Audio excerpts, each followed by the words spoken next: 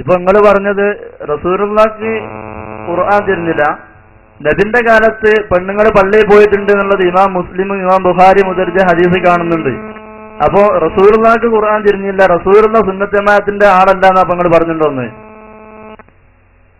അപ്പറയുന്നത് ഞങ്ങളെ സ്വഭാവമല്ല, നിങ്ങൾക്ക് തന്നെ അറിയാലോ. എന്തായാലും നബി സല്ലല്ലാഹു അലൈഹി വസല്ലമ തങ്ങള് സ്ത്രീകളെ പള്ളിയിലേക്ക് കൊണ്ടുപോയത് കൊണ്ട് റസൂലുള്ളാഹി അത് അംഗീകരിക്കുന്നു. ഞാൻ ചോദിക്കട്ടെ നിങ്ങളോട്, ഞാൻ ഒരുപാട് ഹദീസ് നിങ്ങളെ മുമ്പിലേക്ക് ഇട്ടുതരാം.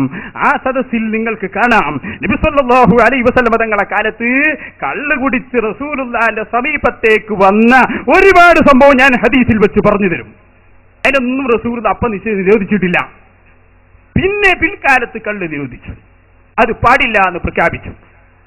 പിന്നെ ആരും കള്ളു കുടിച്ചിട്ടില്ല, റസൂലുള്ളാഹി അത് നിരോധിച്ചിട്ടുണ്ട്. ഇതുപോലെ ആദ്യകാലത്ത് നടന്ന ഒരു സംഭവം അത് പിൽക്കാലത്തുള്ളതിന് തെളിവാകൂല. നബി സല്ലല്ലാഹു അലൈഹി വസല്ലം തങ്ങൾ കൊണ്ടുപോയത് മുഴുവനും ആദ്യ കാലഘട്ടങ്ങളിലാണ്. സ്ത്രീകൾക്ക് പള്ളിയിൽ പോവാൻ അവകാശമുണ്ടായിരുന്ന റസൂലുള്ളാഹി അനുമതി കൊടുത്തിരുന്ന കാലം. പക്ഷേ പിന്നെ അത് നിർത്തൽ ചെയ്തു. വഖർന ഫീ ബുയൂതികുന്ന എന്ന ആയത്തോടെ ആ ഏർപ്പാട് നിർത്തി. പിന്നെ അല്ലാഹുവിന്റെ റസൂൽ സമ്മതം കൊടുത്തില്ലെന്ന് മാത്രമല്ല, നിങ്ങൾ വരൂ, ബഹുമാനപ്പെട്ട ബീവി ഉമ്മു ഹുമൈദിൻ സഅദി റളിയല്ലാഹു അൻഹാ റസൂലുള്ളാഹിന്റെ സമീപത്ത് വന്ന് ചോദിക്കുന്നു, നബിയേ, അങ്ങയുടെ ഈ പള്ളിയിലേക്ക് നാളെ മുതൽ ഞാൻ ജമാഅത്തിന് വരട്ടെ. അല്ലാതെ റസൂൽ എന്താ പറഞ്ഞത്? ഒരു സെട്ട് കെട്ടിത്തരാ, പരമാവധി സൗകര്യം ഒരുക്കി തരാ, നാളെ മുതൽ എല്ലാരും കൊണ്ടുവരണം, അത് തന്നെ ഔറത്ത് മറക്കാതെ വരണം. ഇതൊന്നും പറഞ്ഞില്ല. കാരണം റസൂലുള്ളാഹി മുജാഹിദല്ല, റസൂൽ സുന്നിയാണെന്ന് നേരത്തെ മുപ്പർ തന്നെ പറഞ്ഞല്ലോ.